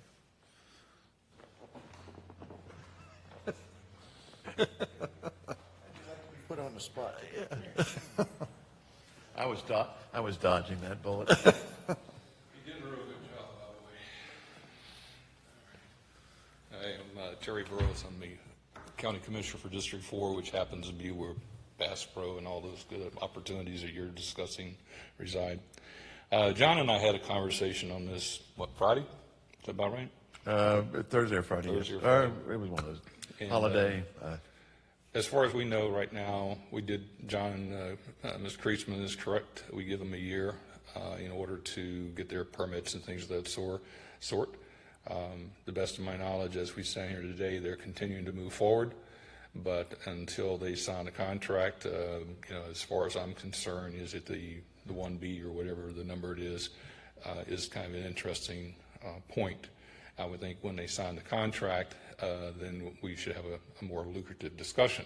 What I told John, and that's what I'm working on today a little bit, is that this is a Florida Job Growth Fund grant. And so I'm starting to work on that just to see whether or not, if you don't submit something, you never see whether or not you get any money for it or not. We have some information about number of jobs and things that's going on in Okatani, or the Bass Pro piece of it, our projected number of jobs. So what I'm going to do is, with John's support, is that we're going to put together a job growth grant proposal. It'll have to be submitted via the OUA, not so much the county, based on the fact that you're doing it. But I'll help him pull together the information so that we can submit that and just see whether or not how much money we can get for it if the opportunity arises. Now, there's no guarantee on these grants. You got $40 million. He'll probably have about $260 million worth of grant submittals. The governor will have to take a look at it and see what's best for the state itself. I think that Mr. Nelson kind of alluded to the City of Okeechobee getting a $40,000 community economic development grant the other day.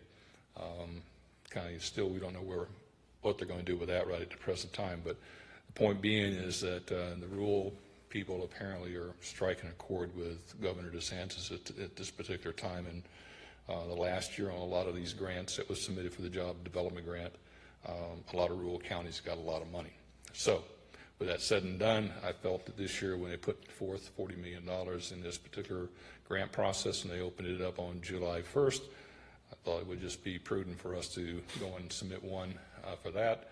I'm also working on one submitting to eliminate the conservation easement out at the airport so we can get moving on that as well. So, What about if you're doing that growth, what about the new guy that's putting in the storage or the high-end storage units and then going to put in the marina side, boat sale side, and the tackle shop? Couldn't we incorporate that into new growth? The same thing with Okatani, because it's going to be on the same main line. well, that's my anticipation, but I've yet to be able to meet with him to kind of get an idea of number of jobs. I need that kind of component for this particular grant.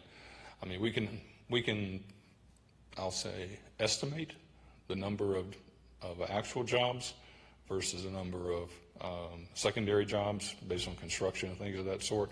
But I'd like for him to tell me what he really thinks. I know I've got one individual, he told me how many jobs he's going to put in for that storage area, and that's not really enough. Right, it's across the street. But on the other piece of it, I would think there's be significant jobs there that could make an impact on it. That answer your questions? Mm-hmm. Or did I dodge them all? No, I try to give you as much information we have, and hopefully we'll have something shortly. Bass Pro, I think Robbie had met with him the other day, and so I think she'll probably give some information at the Thursday meeting based on her meeting. So stay tuned. Thank you, sir. Thank you. And just so you know, they bought a piece of right-of-way behind fishing headquarters from the Philippine group that we just give right-of-way to. Sorry, run that one by me again. The group that's bought the piece, the old Farrell piece. Okay. They bought a piece coming around behind Okeechobee fishing headquarters from the Philippine place there. The same group. They paid for theirs, but we give them ours. Just so you know. No, go ahead. No, that's not entirely accurate. Those two issues are related, but they're somewhat different. They actually purchased, and I've got to go back and look at it now, 3.5 or 4 acres They from bought the a big piece. Filipinos. Okay. That they Never were mind. needing to create some wetland mitigation and deal with some other permitting issues. So those are, part of that purchase included getting a grant of an easement through that property for drainage as well, but they're related, but they're not related in quite the way you think. they We're on the are. poor end of the relation. Thank you. We're back to the idea that as we try to move forward not only for the Okeechobee delegation meeting in October, but if we have these meetings starting tomorrow with either our representative state senator or coming up with Representative Pigman, or if we're meeting with some of these other folks, how best do we go forward? Do I still keep talking about these 4 projects? And you know ultimately what they're all going to come down and say, but out of these 4 projects, what is the one that might have a higher priority? That's the kind of direction I would like to be able to get from the board. And again, the way I would look at it, since we're starting with the engineering and spending money on the southwest section, and it's an integral part to the Okotanee, would it be safe to say that that would be of a slightly higher priority than, say, the Pine Ridge or Treasure Island projects? It is to me. I'd say so. Yes. I think Treasure Island still needs to be number 2. Sir? I still believe Treasure Island needs to be number 2 with the amount of septics there are out there.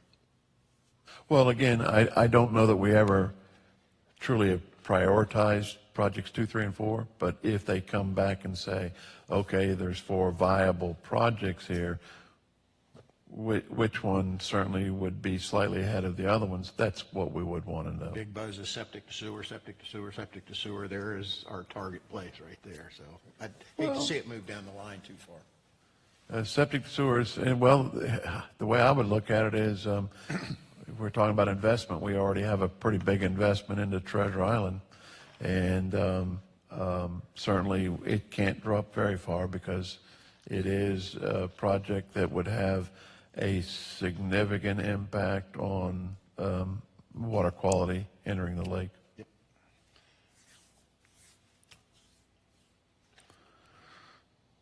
So that being said, I mean, I would just say if there would be any of these bulletized items that we do not want to discuss, or yes, they're fine, or is there something else we need to add, or if there's any change to these 4 projects.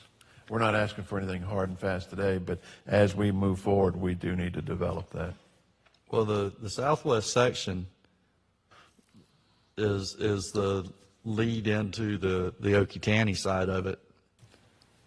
You know, as much as we need to get Treasure Island off, we can't go do Treasure Island and come back and do these over here.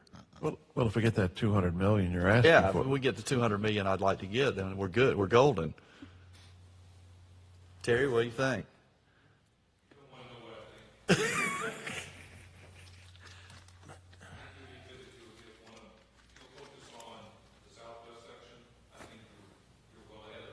Yeah, I do.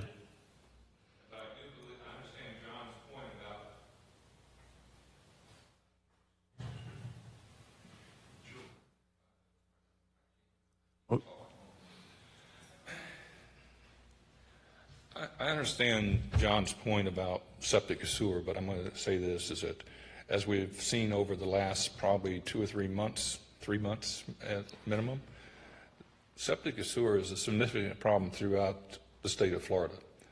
And the blue-green algae task force last week was very interesting that they finally figured out that had one I'll say participant on there, one of the doctors.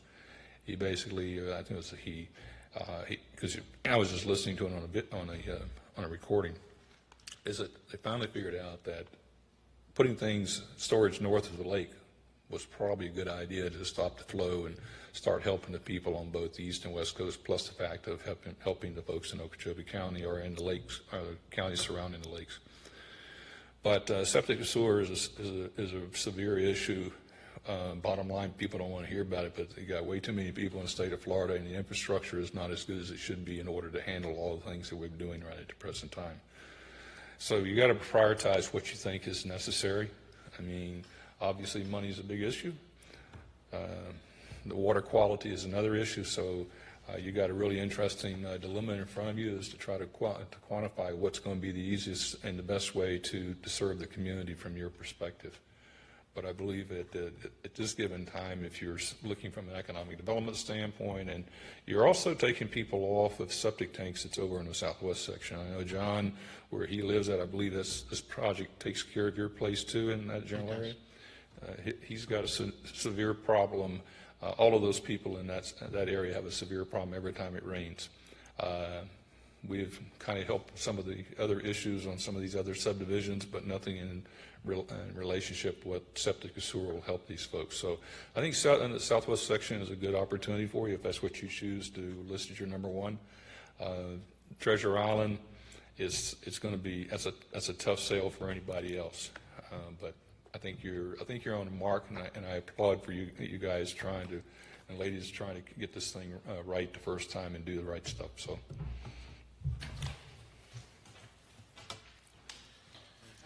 Is it, John? 600 and 738. on yours? I'm just looking at right here. Southwest Section Service Area, 738. No, that's Oak Park too. I'm still hovering on, I know the Okatani needs to be there, but I'm still hovering until I see the ink on the paper. I don't know why. That's a holdup for me.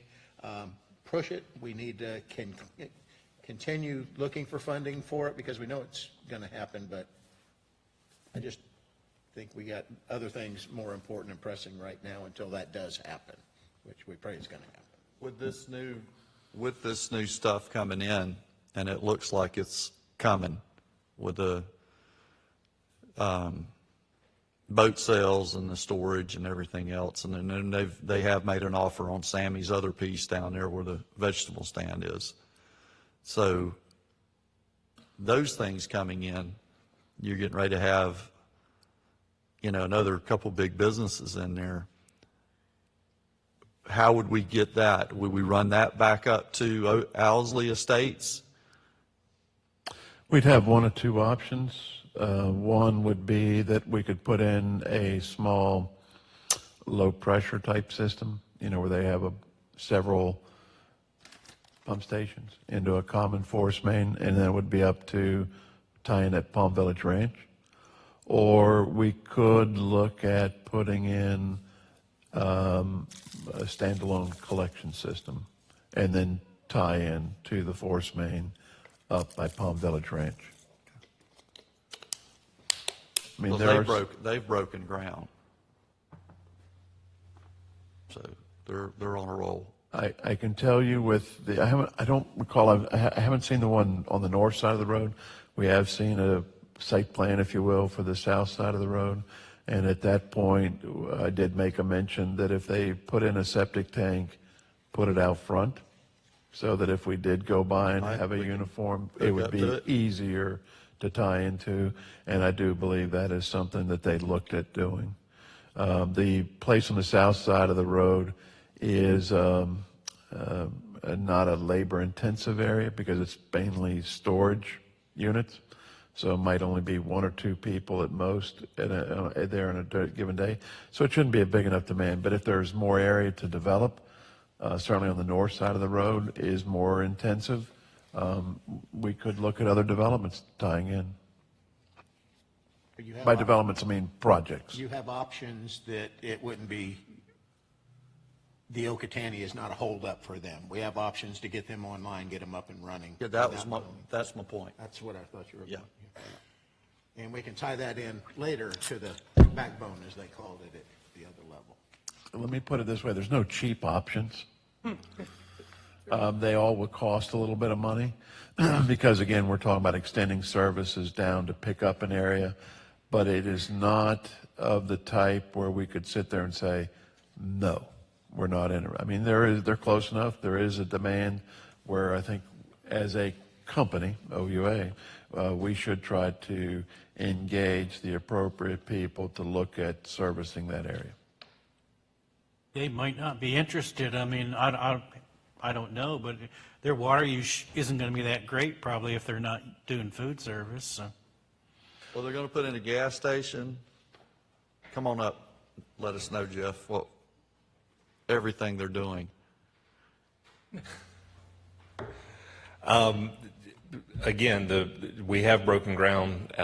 Actually, the silt fence got finished up this morning. They're going to start importing fill for the storage project on the south side of the road this week.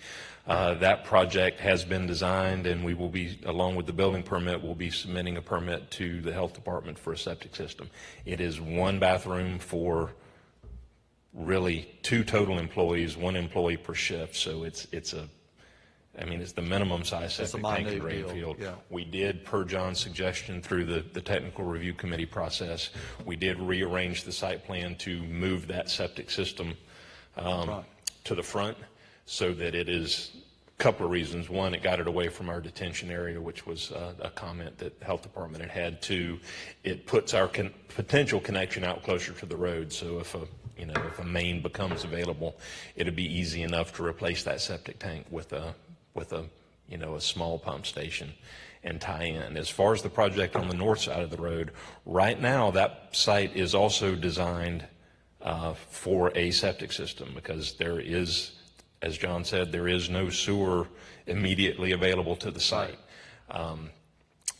There is going to be a small amount of food service inside the gas station, but not a restaurant per se. So again, despite the fact that it's a much more intensely developed site from a commercial standpoint, it's not really from the standpoint of a water user or a septic generator. So, but again, the assumption would be we will put in a system such that it could be converted over if and when a line becomes available. But right now, both of those sites are being designed with small septic systems. Answered a lot of questions. Thank you.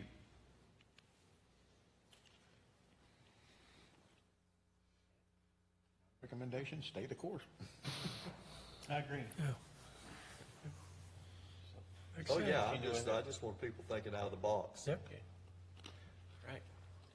That said and done, moving on to item agenda number 16, urgent care contract renewal.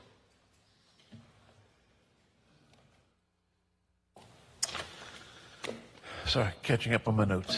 Item number 16, urgent care contract renewal. You can see the rather lengthy contract that has been presented in the board package. It's essentially an extension of the contract that has been presented before. The data certainly indicates, although it does not necessarily connect the dots, the data does indicate that the use of the urgent care facility by OUA employees and spouses certainly has had, certainly would appear to have had an impact on lowering our overall health insurance rate increases. There may be other factors, but certainly I think this has been a positive factor on it. Certainly the other 2 things that are a little more direct is that if an employee is coming down with something or looking sick, it's real easy to share with them that urgent care is open at no or minimal cost to them so that they could get professional health care sooner rather than later to shorten the impact of any health-related illness and certainly a back to work. And also it helps to minimize that if it is contagious, that it minimizes the number of OUA employees that can come down with this. Certainly on a personal note, as far as each individual, there certainly can be that benefit of co-pays, that if it's at nights or on the weekends, they are sick or their dependents or spouse are sick, rather than having no other option other than, say, an emergency room visit. If it's at the appropriate time, the urgent care is open, and that certainly would save them a considerable copay if they were to have to do that. So it is certainly our recommendation for the review and discussion that if the board was so inclined, that they do renew or authorize the execution by the chairman and appropriate OUA staff for this urgent care contract with Treasure Coast Medical and Associates. So it's costing us, what, $400 a visit From what, how many times we've used it? 23, 3. It's, it, Quarter, though. That's only for 3 months. Oh, the 53 was just for a quarter? that I was for misread second that? quarter only, yes, sir. Oh, okay, all right, never mind. I didn't read it. I missed something. I'm good. We've asked for the third quarter, and that was given to me this morning, but I didn't have the heart to print it out and change everything and bring in the third quarter numbers.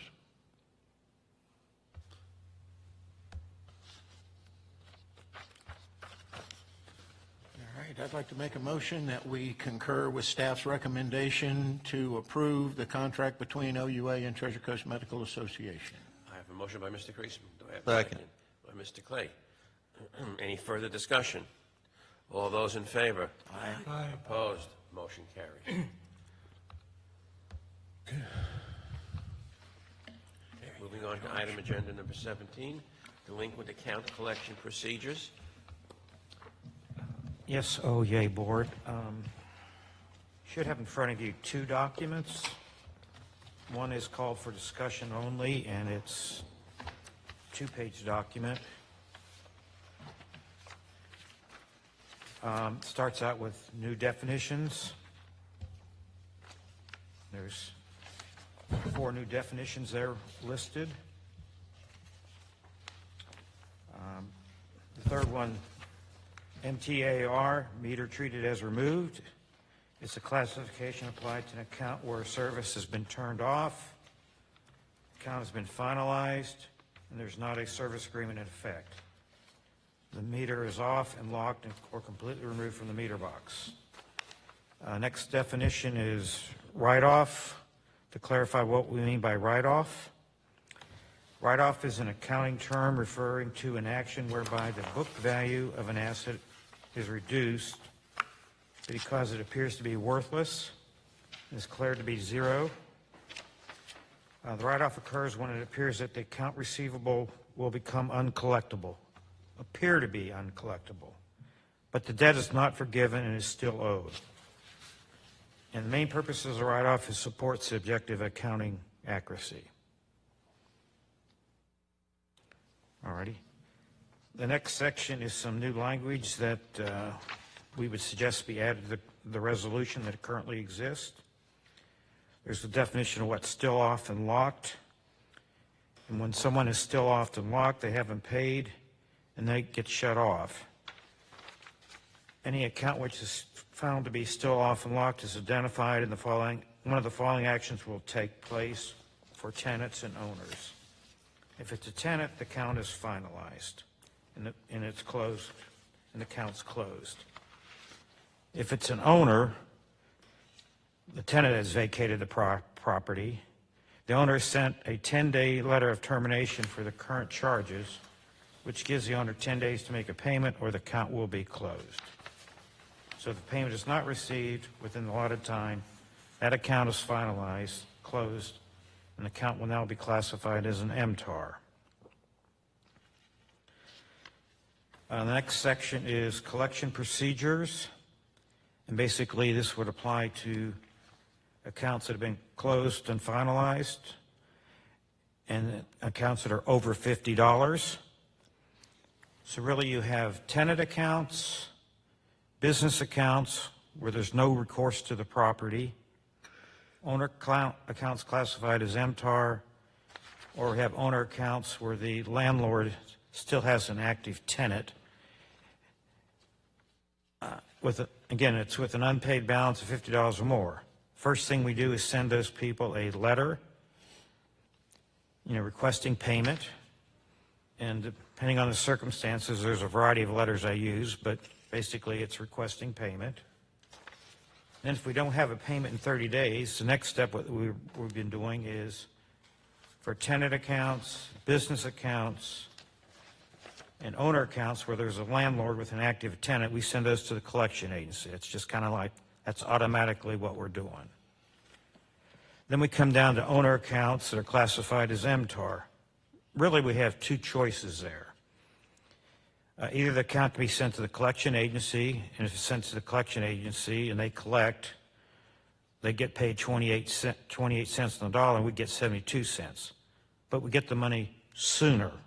That's the big deal. Or we could just wait when the property changes ownership, and since OEA has a superiority lien equal with property taxes, as provided by the statute, we would get all our money, but we just don't know how long we'd have to wait to get all of our money. So that's one item where we're really looking for direction on the board as to which way we should go.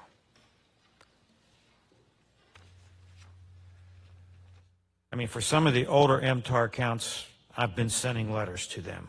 But in collection, while we're having this discussion, I think that's where they ought to go. yeah, 72 cents today beats nothing. We'll eventually get it, but God knows when. You get the use of the money. Yeah, If they collect it, you get the use of the money instead of having to wait, so. yeah, I think it ought to go to the collection agency. I do too. What do you guys think? Definitely. That's what you got them for. We need a motion?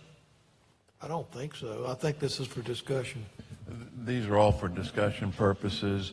This is, again, under our big umbrella policy, 1501, that deals with a lot of aspects.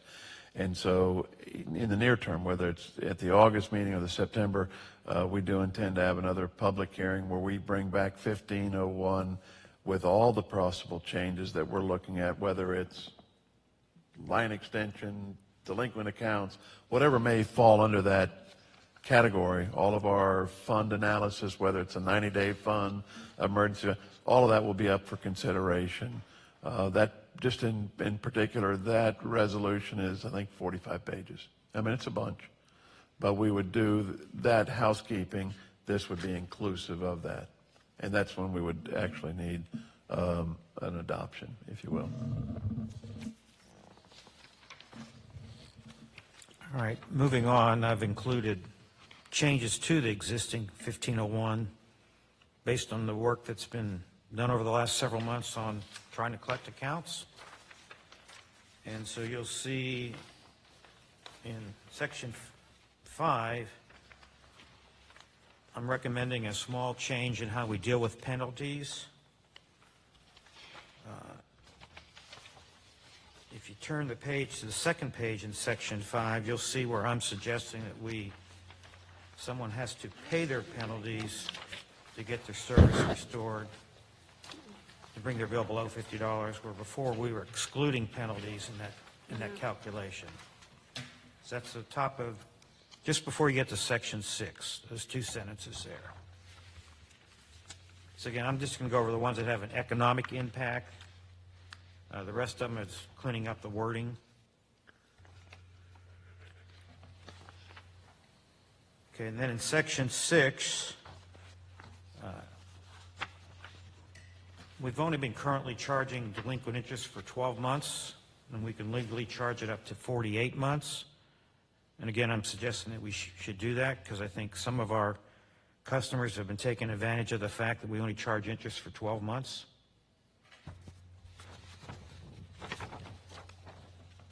And then the next section where I'm suggesting a change is in section 8.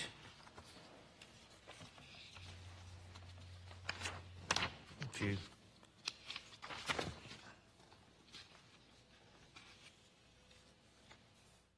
you go ahead a few pages. Section 8, the suggestion here is basically to segregate payment plans for high bills from payment plans for reinstating service. And if someone's reinstating their service, we're suggesting their minimum monthly payment should be $50 versus $40. And then the last economic change I'm suggesting is in section 12. And this is the one I feel most strongly about from working on these accounts that we've had losses on, is to reduce the discount someone can get for having their account automatically debited for their deposit when they open the account. They currently get a 50% reduction in their deposit I'm suggesting that the reduction only should be 25%. So we're going to reread all these, agree to them, and then make the changes at another meeting. Is that what you're telling me? Yes, sir. This was really all for discussion purposes, to know if as staff, we're headed in the right direction, whether that's agreeable or whether there's other tweaks that we need to do. But certainly, here in the near term, the all-encompassing document 1501, which was last changed in 2015, will be updated to 2019, and those all will be brought to you for discussion, review at one time. We good with all that, Tom? All the wordage good? I'm no problem with Discussion I'm good with closed. what staff recommends, so. If he says good, discussion, my discussion's closed. Yeah. So.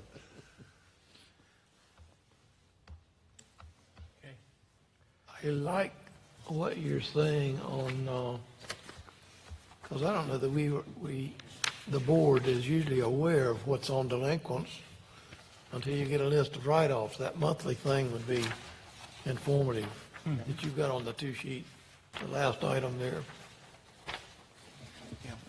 Yeah, that's Monthly about a report. 6-page report with probably 200 to 300 accounts on it. But again, we originally had 1,150 accounts. We're down to about 130. We need to know. I mean, you need Yeah. to know. Okay. Yeah. I like that. Might be some of my buddies I want to shame. Come on, folks. Item number 18. Public comments, please. Don't be afraid. No comment. Well, thank you for the no comment. Agenda 19 from our attorney. Any items? I don't know that I've got anything to tell you. It'll get interesting next month. Well, it'll be after our next monthly meeting when the depositions start on our 46th Avenue Villas situation. No, I don't have anything to tell you legal-wise. John? Just a few.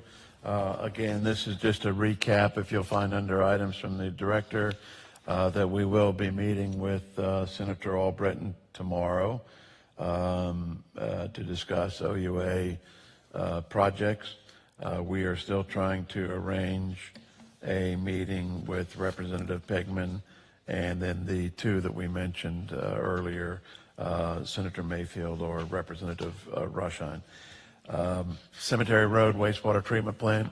The contractor is out there starting the repairs to that facility. I saw it over the weekend, and they had already started removing the panels, and that's going to be a rather lengthy process to get all the older panels off and removed, and then they'll start the actual rebuilding and putting the new panels on. Surface water treatment plant, that project is well underway. We did encounter some minimal unsuitable material in the area of the tank that had to be removed, but it was minimal, still going to fall within the, right now it's still planned to fall within the contracted amount, so we're not really talking about any kind of contract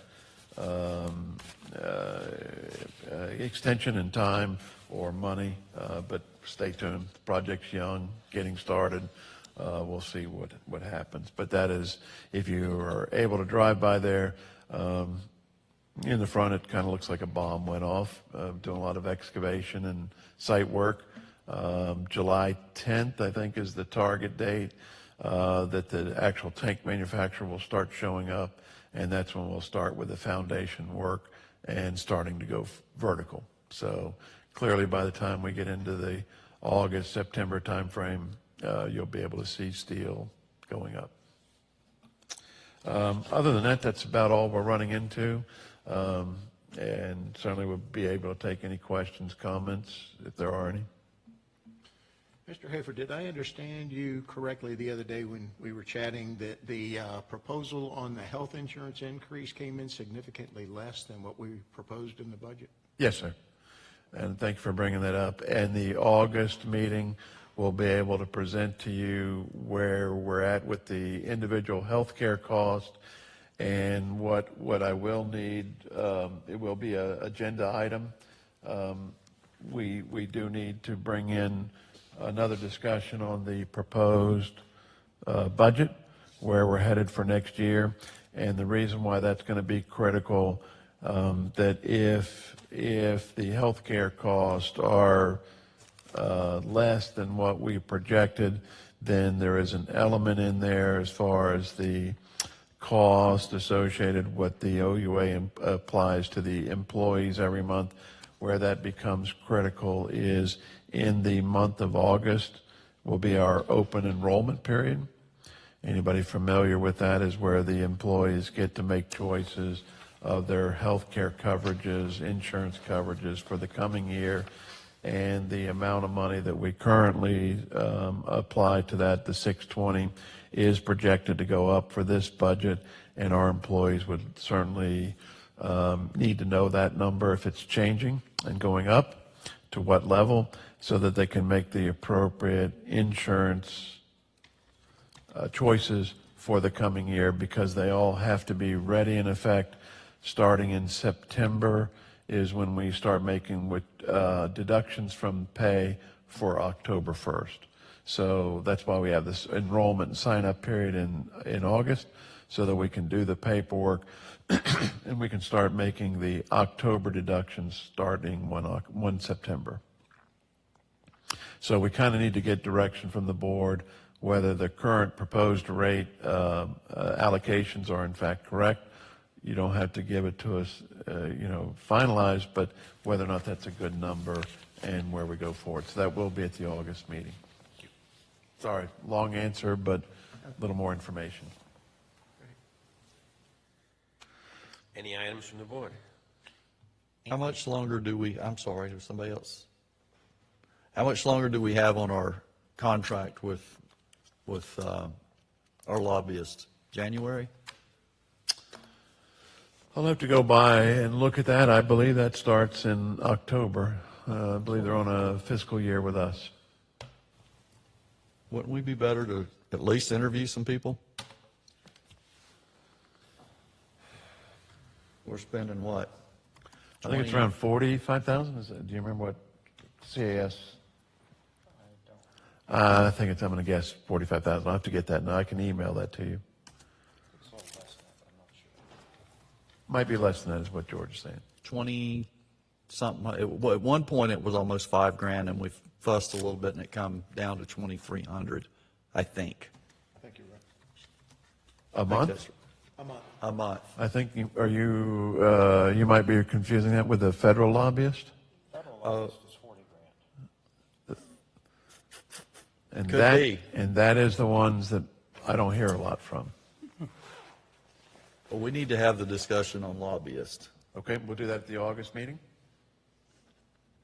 Because if we're shooting $60,000 up the road,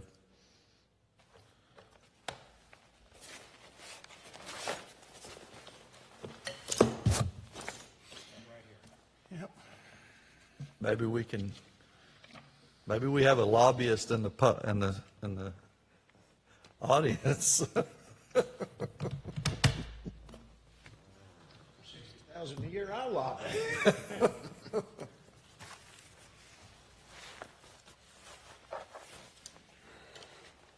Anything else from the board?